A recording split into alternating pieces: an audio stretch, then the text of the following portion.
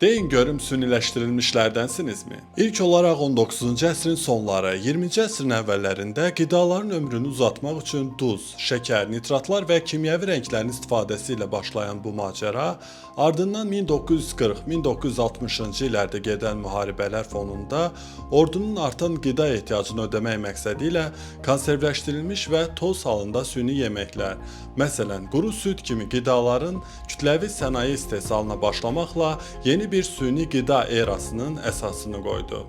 1970-1990-cı illər süni qida sektorunun ən ləzzətli dönəmi hesab edilə bilər. Bu illər ərzində hazırda da hər kəsin sevimlisinə çevrilən fast food və dadlı sərinləşdirici içkilər sektoru ələ keçirir.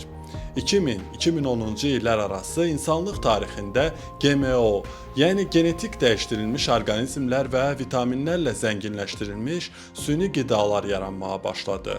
Keçək son 10 illiyə, yəni 2015-ci ildən başlayaraq dünyanın qida sənayesi laboratoriyalardan dəstək almağa başlayıb. Belə ki, artıq süni ət, süni süd, süni balıq kimi məhsullar bazara çıxıb və ekoloji alternativ sayılırlar. Bu məlumatlar dünəndən başlayan süniləşdirmə erasının qısa xülasəsi idi.